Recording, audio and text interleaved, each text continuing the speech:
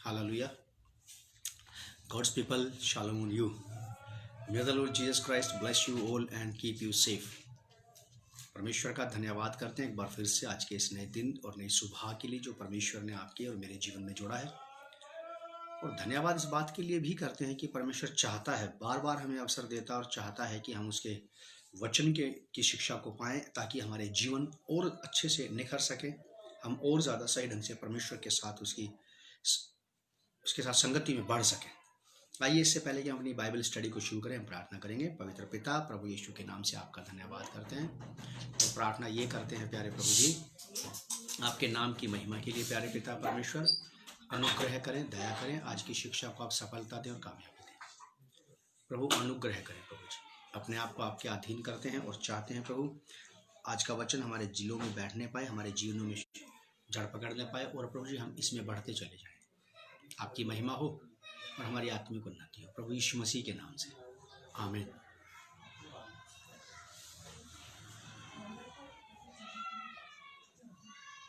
इफिसियों की पत्री 4 अध्याय उसका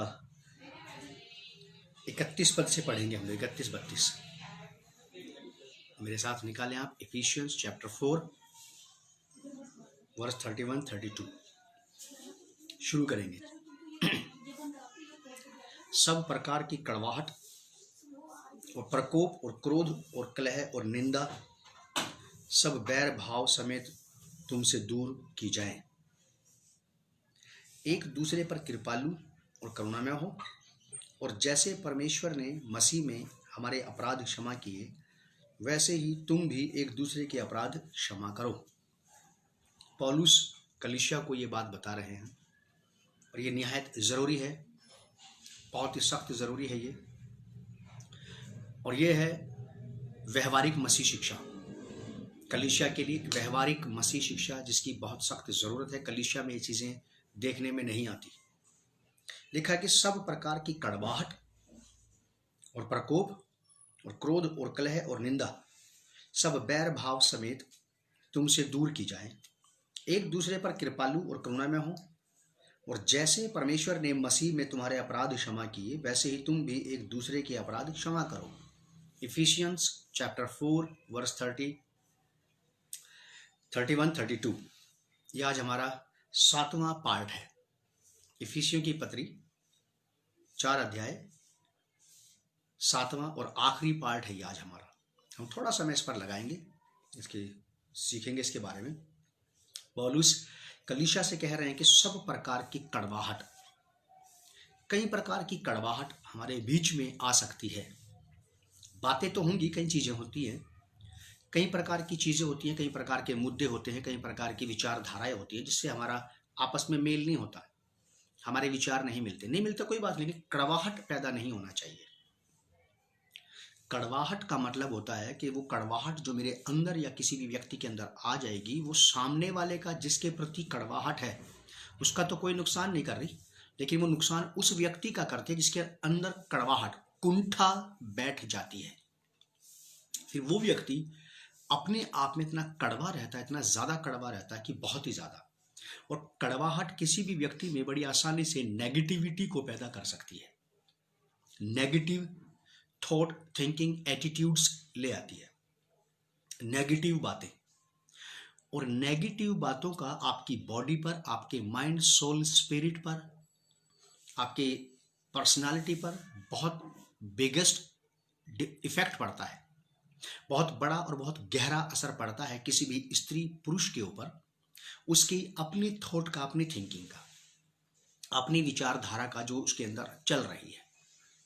पौलुस बड़ी ही समझदारी से, एक आत्मिक व्यक्ति बड़ी ही समझदारी से ऐसी बात बता रहा है कि जिसके द्वारा से जिसकी अगर इसको सही ढंग से नहीं किया गया तो इसका बुरा प्रभाव हमारे पूरे व्यक्तित्व पर, हमारी कंप्लीट पर्सनालिटी पर पड़ता है। और यदि इसे ठीक ढंग से किया जाए तो ये हमारे सर्वांग व्यक्तित्व को, हमारे संपूर्ण मनुष्यत्व को पूरी तरह से निखार के सही कर सकती है। लिखा है कि सब प्रकार की कड़वाहट, कई प्रकार से कड़वाहट हमारे अंदर पैदा हो सकती है। कई प्रकार से हो सकती है, किसी भी प्रकार से। आपको अपने जीवन में इस बात को समझना पड़ेगा कि वो कौन से कारण हैं, वो कौन से तरीके हैं, वो कौन से रास्ते हैं जहां से ये कड़वाहट मुझ में किसी के प्रति आ रही है। क्या वजह है कड़वाहट की? प्रयास ये करें आप, अगर किसी के भी साथ किसी भी प्रकार से कोई भी डिस्कशन है, कोई भी वाद विवाद है, कोई भी बात है, बात करिए, मुद्दे को सुलझाइए, विवाद को सुलझाइए, लेकिन कड़वाहट को अपने अंदर बैठने बिल्कुल मत दीजिए आप। कि जब भी उस व्यक्ति का नाम सामने आए, जब भी उस किसी व्यक्ति का नाम मेरे सामने लिया जाए और मैं एकदम गुस्से से आग बबूला हो जाऊं, ये है वो कड़वाहट जो उस व्यक्ति का तो कुछ नहीं बिगाड़ रही, उसका कोई नुकसान नहीं कर रही, लेकिन नुकसान ये मेरा करेगी, क्योंकि ये मुझ में पाई जाती है। ये एक एसिड का काम करेगी, एसिड का काम करेगी मेरे लिए। और जब तक मेरे अंदर से ये चीज बाहर नहीं निकल जाएगी, तब तक मेरा अपना व्यक्तिगत मसीह जीवन ये तरक्की, ये उन्नति नहीं पाएगा, ये तो आगे नहीं बढ़ सकता। मेरा अपना व्यक्तिगत जीवन आगे नहीं बढ़ सकता, क्योंकि साफ शब्दों में लिखा है सब प्रकार की कड़वाहट। मसीह जीवन में ये छोटी छोटी चीजें हैं। एक मसीह विश्वासी के जीवन में ये छोटी छोटी चीजें महसूस होती हैं, लेकिन इन छोटी छोटी चीजों से के बहुत बड़े बड़े परिणाम निकल के आते हैं। इन छोटी आज्ञाकारिताओं के, इन छोटी सी आज्ञा का पालन करने के, छोटी सी बात को मानने के बदले में हमारे जीवन में बड़े बड़े बदलाव आते हैं, स्वभाव में, व्यवहार में, बोली भाषा में, तौर तरीकों में। मैं एक बात बताना चाहता हूँ, कहानी सुनाना चाहता हूँ आपको। शिल्पकार होता है एक शिल्पकार। शिल्पकार का मतलब होता है कि बड़ी शिला में से, बड़े पत्थर में से एक मूर्ति को खोद करके निकालना। जब एक मूर्ति बनाई जाती है तो मूर्ति के आकार से कहीं ज्यादा बड़ी वो चट्टान होती है जिसमें से उसको खोद के निकाला जाता है, और उस चट्टान को काट कर उसको आकार देने के लिए एक शिल्पकार बड़े बड़े औजारों का इस्तेमाल करता है, बहुत बड़े बड़े औजारों का, बड़ी बड़ी ड्रिल मशीन्स का इस्तेमाल करता है। और बहुत ज्यादा शोरगुल होता है वहां पे, बहुत ज्यादा हल्ला मचता है उस वक्त जब वो उस बड़ी शिला को, बड़े पत्थर को काट रहा होता है। उस बड़ी चट्टान को जब वो काटता है तो उसमें वो छोटी वाली छेनी और छोटे वाले हथौड़े का इस्तेमाल नहीं करता है, फिर बड़ी बड़ी मशीनों का इस्तेमाल किया जाता है। बड़े बड़े औजार उस पर चलाए जाते हैं ताकि उसके एक्स्ट्रा पार्ट्स को, उसके बाहरी हिस्सों को काट करके अलग किया जाए, उसको एक स्ट्रक्चर दिया जाए आराम से, बहुत समझदारी से, बड़ी बुद्धिमानी से। और उसके बाद जब उसमें बड़ा बदलाव आ जाता है तो फिर उसको, उस तस्वीर को उसका सही रंग रूप, उसका सही आकार देने के लिए, उसका सही नया नक्श उसको देने के लिए उसमें बारीक औजारों का इस्तेमाल होता है, बारीक औजारों का इस्तेमाल होता है। और ये बारीक औजार फिर वो निकालता है आंख बनाने के लिए, यहाँ के सारे झुर्रियां, शरीर के सारी लकीरें बनाने के लिए, हाथ की, पैरों की, नाखून की, जितना हिस्सा बनाना उतनी, फिर बिल्कुल बारीक, फिर बिल्कुल बारीक। फिर एक समय आता है कि वो बड़े बड़े औजारों को छोड़ करके फिर बारीक, छोटे छोटे, पतले पतले औजार निकालता है, ताकि उस मूर्ति को, उस तस्वीर को, उस आकार को, उसका सही रंग रूप और आकार दिया जा सके, उसको निखार के सामने लाया जा सके। ठीक वैसे ही उद्धार पाने के समय पे हर एक व्यक्ति अपने पाप से प्रायश्चित करता है, अंगीकार करता है, उसको छोड़ देता है। ठीक है, बहुत अच्छा किया। लेकिन बैप्टिज्म के बाद जब बाद में शिक्षा मिलती है पवित्र शास्त्र बाइबल की, जैसा कि प्रभु यीशु मसीह ने कहा कि सारे जगत में जाके सब जाति के लोगों को चेला बनाओ और उन्हें पिता, पुत्र, पवित्र आत्मा के नाम से बपतिस्मा दो और मेरी बातें मानना सिखाओ। मेरी बातें मानना सिखाओ का मतलब प्रभु यीशु मसीह का ये था 12 चेलों से कि जो कुछ मैंने तुम्हें सिखाया है, मेरी आज्ञाओं का पालन करना उन लोगों को सिखाना, मेरी बातों को मानना उन लोगों को सिखाना। ये थी वो वाली बात। अब आज्ञा मानना सिखाना आप क्या सोचते हैं कि एक ही दिन में हो जाता है? एक दिन में तो नहीं होता, ये 10 साल में भी नहीं होता। इसके लिए आपको और मुझे मसीह यीशु की आज्ञाओं का पालन करते हुए पूरी जीवन भर चलना है, पूरे जीवन भर। अगर मान लीजिए हमने अपने जीवन के कुछ सर्टेन टाइम तक प्रभु का पालन किया और एक समय पे हमने उसकी बात को नहीं माना, तो हम चूक गए, वहां पे चूक गए। और जब चूके हैं तो इसका खामियाजा आने वाले दिनों में पता पड़ जाएगा। तो वो पौलुस रसूल, प्रेरित पौलुस यहाँ पे यही कह रहे हैं कि सब प्रकार की कड़वाहट किन वजहों से आती है, किन बातों से आती है, क्या कारण है कड़वाहट के आने का, ये छोटी छोटी चीजें हैं।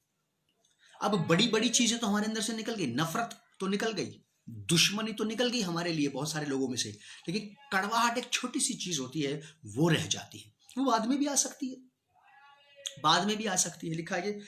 लिखा है कि सब प्रकार की कड़वाहट और प्रकोप और क्रोध और कलह और निंदा सब बैर भाव समेत तुमसे दूर की जाएं। अब ये बारीक चीजें हमारे अंदर से निकलनी है, ये छोटी छोटी चीजें। ऐसा लिखा है बाइबल में, राजा सुलेमान कहते हैं कि इन छोटी छोटी लोमड़ियों को पकड़ ले, क्योंकि हमारी दाख की बारी में फूल लगे हुए हैं। फूल लगे हुए का मतलब यह है कि आने वाले दिनों में फल भी लगेंगे। बाइबल के विद्वान लोग इस बात के बारे में ये बताते हैं कि छोटी छोटी चीजें, यानी कि छोटी छोटी बातें जो परमेश्वर के वचन के खिलाफ हम करते हैं, परमेश्वर की योजना के खिलाफ हम करते हैं, परमेश्वर के वचन के विरोध में हम अपने जीवन में करते हैं या कहीं पे भी रह करके करते हैं, तो ये छोटी छोटी लोमड़ियां, छोटी छोटी आदतें, छोटी छोटी बातें हैं, छोटे छोटे तनाव, छोटे छोटे मनमुटाव, छोटी छोटी अनज्ञाकारिताएं हैं जो एक बड़ा बवाल खड़ा कर देती हैं एक दिन। किसी भी डैम में से, किसी भी बांध में से एक छोटा सा छेद अगर हो जाए, तो वहां के जो कंस्ट्रक्टर रहते हैं, वहां के जो रिपेयर करने वाले रहते हैं, वो छोटे से छेद के बारे में भी लापरवाह नहीं रहते। उनको पता है कि नहीं, ये छोटा सा छेद ही एक दिन बहुत बड़ा रूप धारण कर लेगा और पूरे नगर और शहर को बहा के ले जाएगा और ये एक बड़ा रास्ता बना देगा पानी के लिए। ठीक जस्ट वैसे ही आपके और हमारे जीवन में छोटी सी बारीक सी कमी, सुई की नोक के बराबर भी अगर किसी जहाज में छेद हो जाए, तो उस जहाज के डूबने का कारण वही बन जाएगा। एक बहुत बड़े भारी विशाल जहाज को डूबने का कारण सुई की नोक के बराबर का छेद भी अगर हो जाए, उसके साथ लापरवाही की जाए, उसकी रिपेयर ना की जाए, उसको भरा ना जाए, उसकी देखभाल ना की जाए, तो वो छेद धीरे धीरे धीरे धीरे बड़ा हो जाएगा। ठीक जस्ट वैसे ये छोटी छोटी बातें हैं, जरा सी बातें हैं, ये कोई बहुत बड़ी बात नहीं है, लेकिन ये चीजें एक दिन हमारे अंदर इतनी जड़ पकड़ लेंगी कि व्यक्ति पूरा संपूर्ण व्यक्ति तब कड़वाहट में तब्दील हो जाएगा, संपूर्ण व्यक्ति तब प्रकोप में तब्दील हो जाएगा, संपूर्ण व्यक्ति तब क्रोध और कलह में तब्दील हो जाएगा। लिखा है यहां पे, सब प्रकार की कड़वाहट और प्रकोप और क्रोध और कलह और निंदा सब बैर भाव समेत तुमसे दूर की जाएं। एक मसीह विश्वासी से इन चीजों को दूर कर दिया जाना चाहिए, या ये कहिए कि एक मसीह विश्वासी को, एक आदर्श मसीह विश्वासी को इन चीजों से दूर रहना चाहिए। इन चीजों के संपर्क में ना आए और ना इन चीजों को अपने संपर्क में आने दें, या जो लोग इस प्रकार का जीवन व्यतीत करते तो उनसे दूर रहे। आपको अपनी और मुझे मेरी अपने स्वयं की देखभाल करनी है, क्योंकि पौलुस कलीसिया में जो नए लोग शामिल हो रहे हैं, इफिसियो नगर की कलीसिया में जो नए लोग शामिल हो रहे हैं, उन्हें बड़ी बारीकी से संत पौलुस इस बात को कहते हैं कि तुम अपने जीवन से कुछ चीजों को अलग कर दो। मैं भी जब नए लोगों से मिलता हूं और वो लोग प्रभु यीशु मसीह के पीछे चलने को तैयार हो जाते हैं, तो उनको यही बात समझाता हूं कि देखो, मसीह के पीछे चलने के लिए तुम्हें कुछ पुरानी चीजों को छोड़ना पड़ेगा और कुछ नई चीजों को पकड़ना पड़ेगा। पुरानी बातों को, पुरानी विचारधाराओं को, पुरानी सोच समझ को, पुराने तौर तरीकों को, पुरानी व्यवहारिकता को बंद करना पड़ेगा और नई चीजों को तुम्हें पकड़ना पड़ेगा। नई चीजें मसीह की हैं और पुरानी चीजें शरीर और संसार की हैं। इसीलिए पौलुस ये वाली बात कहते हैं कि कलीसिया में आए हुए लोगों में से ये चीजें दूर की जाए, ये चीजें दूर की जाए, हटा दी जाए इनके अंदर से। सब प्रकार की कड़वाहट, आप किसी के प्रति अपने मन में कोई कड़वाहट मत रखना, किसी भी व्यक्ति के प्रति। अगर आपकी किसी से नहीं बनती है, कोई बात नहीं, वो एक फर्क बात है, होता है ऐसा। मानवीय जीवन में, सांसारिक जीवन में ऐसा चलता है कि हमारी किसी के साथ बनती है, किसी के साथ नहीं बनती, कोई बात नहीं। लेकिन उस व्यक्ति के प्रति कड़वाहट से भर जाने का मतलब है अपने आप को डैमेज कर लेना, अपने आप को खराब कर लेना। उसकी सेहत पे कोई असर नहीं पड़ रहा, वो जानता ही नहीं कि क्या चल रहा है। लिखा है, सब प्रकार की कड़वाहट और प्रकोप मत करो। प्रकोप का मतलब होता है आपके गुस्से की इंतहा ना हो जाए उस व्यक्ति के ऊपर। क्रोध से बचे रहिए आप, ये वो क्रोध है जो विनाश पैदा करता है। कलह से बचे रहिए। कलह कलेश होता है ना घरों में, हमारे जीवन के अंदर भी कलह कलेश ना होने पाए। हमारी व्यवहारिकता में, हमारी बातों से, हमारे कामों की वजह से कहीं पे भी कलह कलेश ना मचने पाए। हम किसी भी व्यक्ति के जीवन में, किसी भी परिवार में अशांति की वजह नहीं बनना चाहते, शांति की वजह बने हम लोग। फसाद की वजह ना बने, हम शांति की वजह बने, एकता की वजह बने।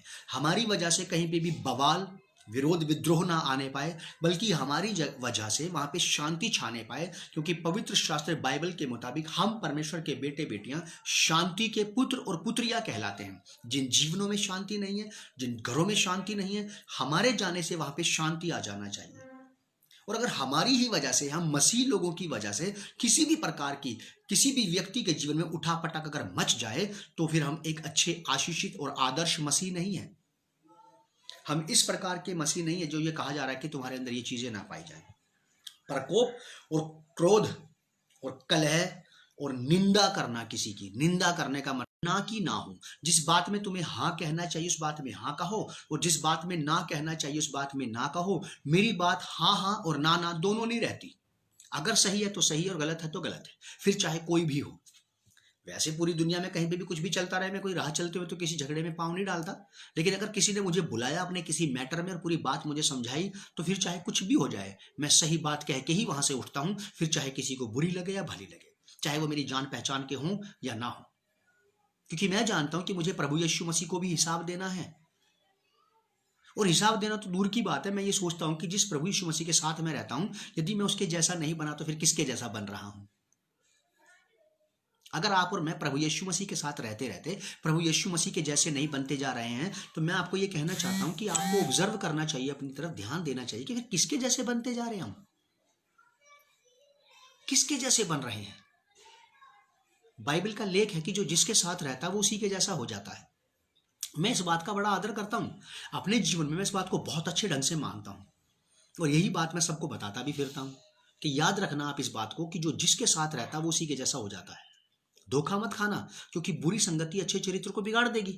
ये बाइबल की बात है, और आप बच नहीं सकते ये कह के कि नहीं नहीं मैं अपने आप को संभाल लूंगा। अगर आप और मैं इतने हिम्मतवर, इतने ताकतवर, इतने बुद्धिमान, इतने ज्ञानवान होते, तो आपने अपने आप को और मैंने अपने आप को कई सालों पहले ही खराब होने से बचा लिया होता।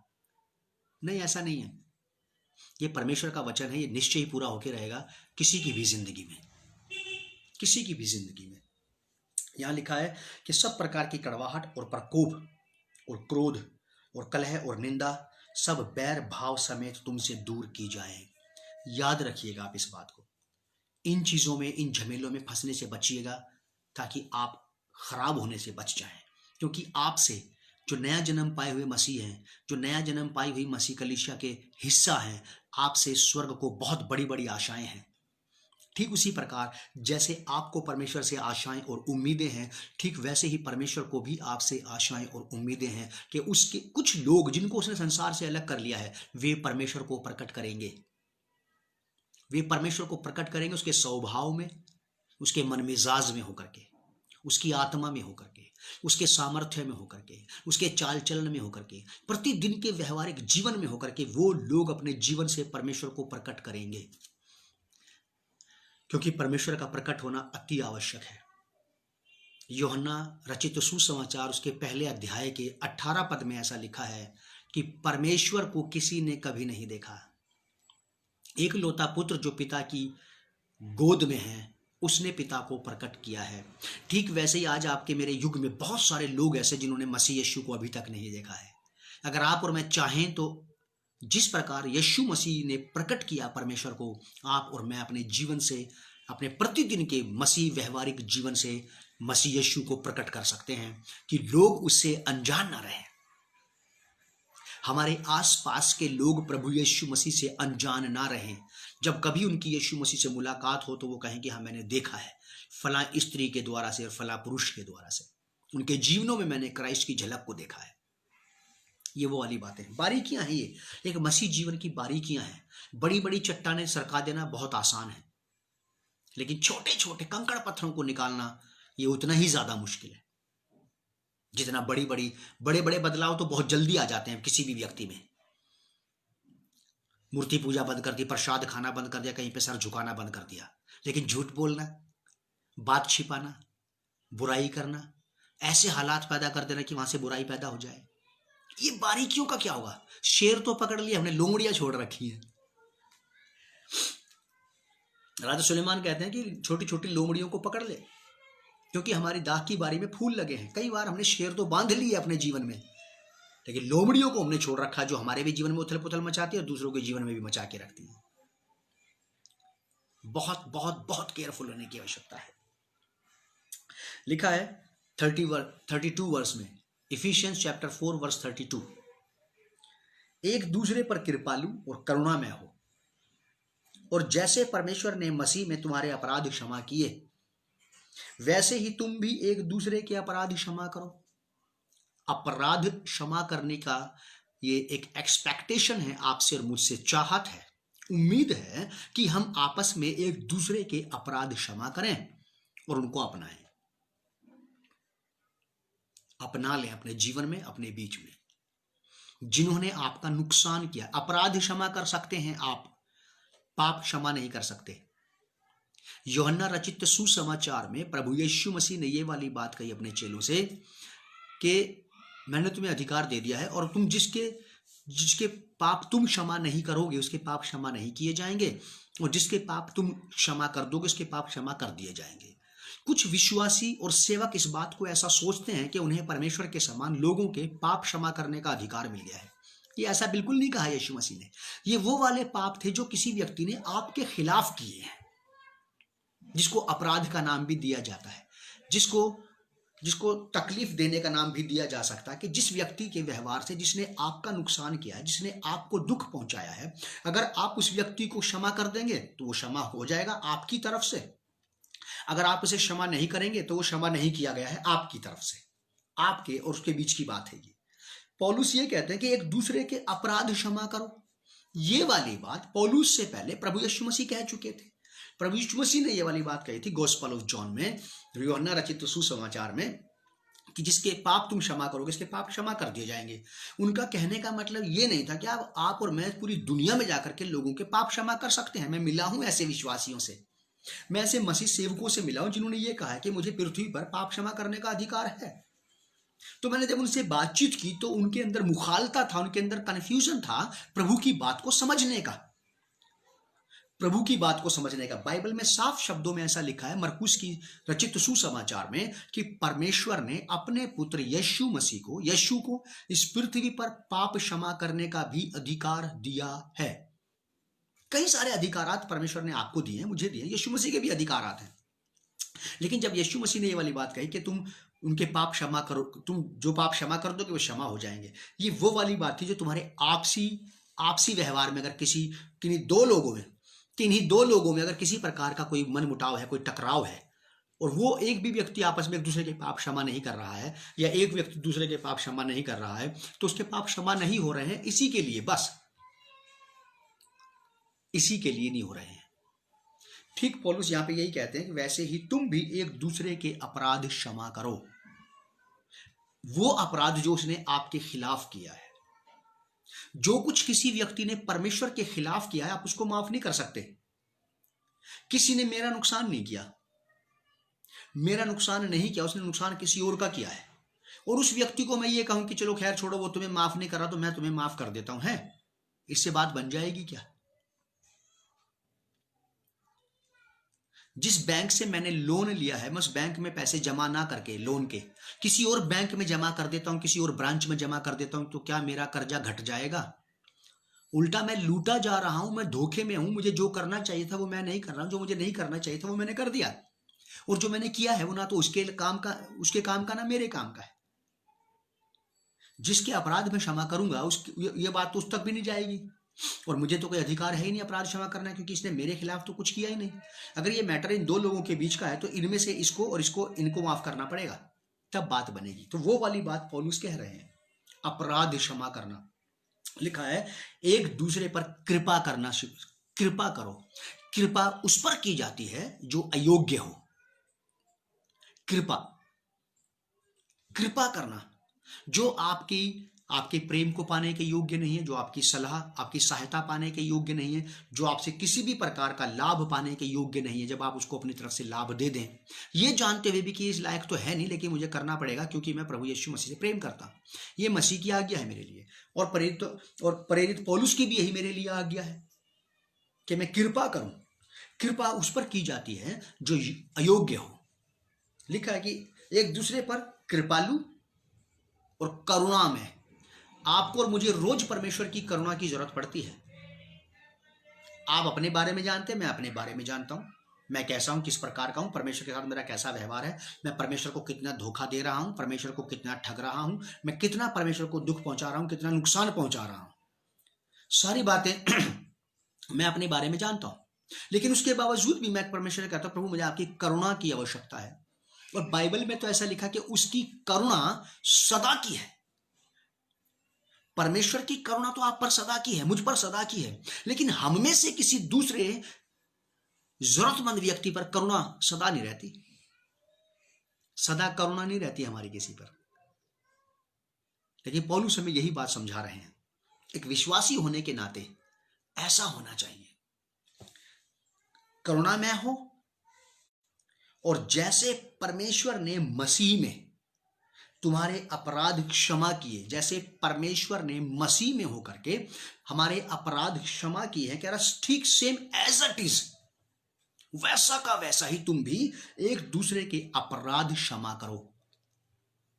बाइबल में लिखा है कि परमेश्वर ऐसा कहता है, मैं तुम्हारे पापों को अपनी पीठ के पीछे फेंक दूंगा और फिर दोबारा सुमरण भी नहीं करूंगा कि वो कहां गए और कैसे हैं।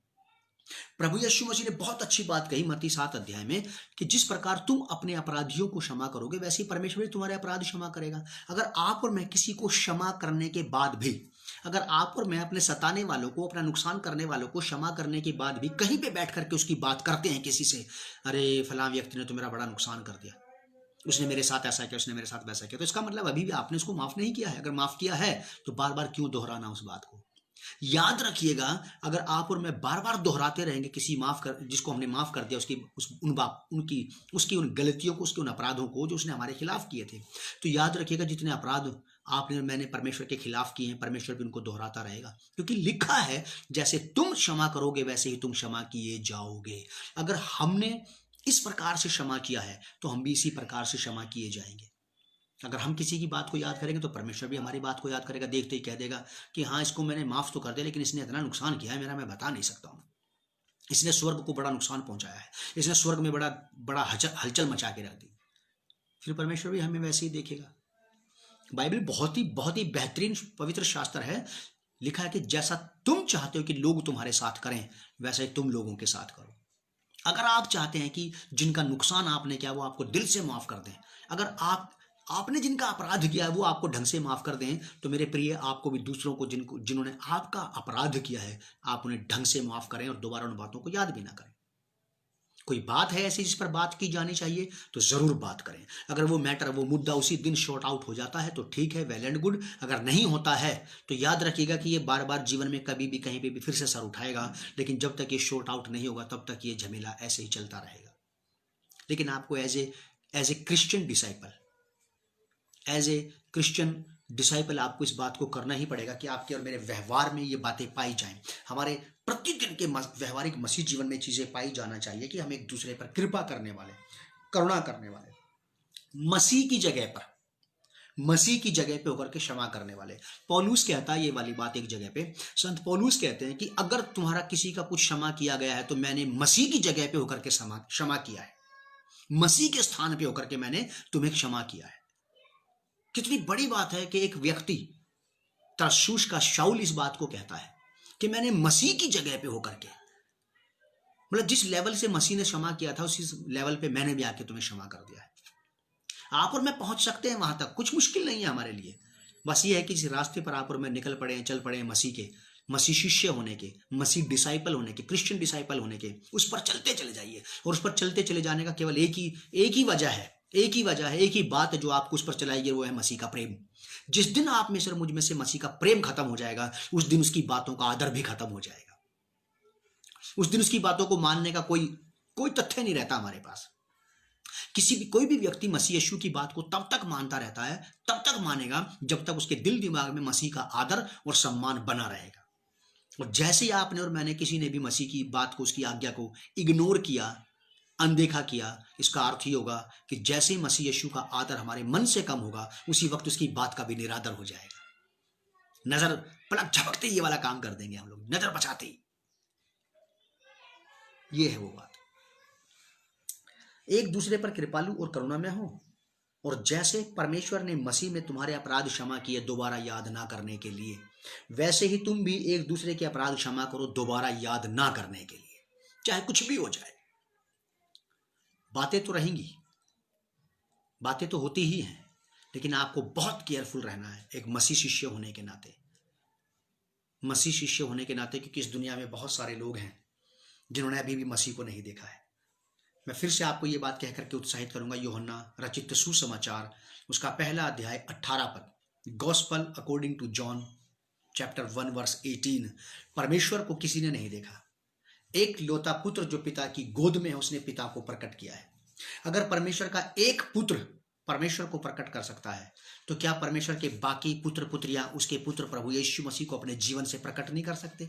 उसके व्यवहार के अनुसार, उसके स्वभाव के अनुसार, उसकी बोली भाषा के अनुसार, उसकी डीलिंग्स के अनुसार। जैसी डीलिंग प्रभु यीशु मसीह ने, जैसी व्यवहारिकता हमारे साथ की है, आइए हम भी दूसरों के साथ वैसी व्यवहारिकता करें, फिर चाहे वो बिलीवर्स हो या नॉन बिलीवर्स हो, क्योंकि मसीह की जरूरत दोनों को ही है।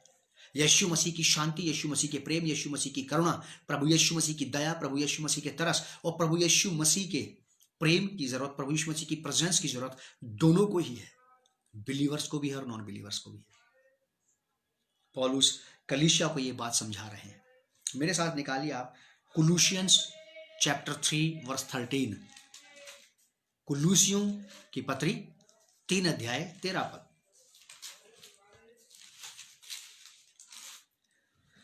कुलूसियों की पत्री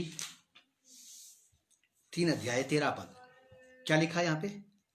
और यदि किसी को किसी पर दोष देने का कोई कारण हो, वजह हो सकती है, मैंने क्या कहा था आपको, वजह हो सकती है मनमुटाव की, तनाव की, खिंचाव की, कारण तो होंगे जब तक आप और मैं जिएंगे रहेंगे।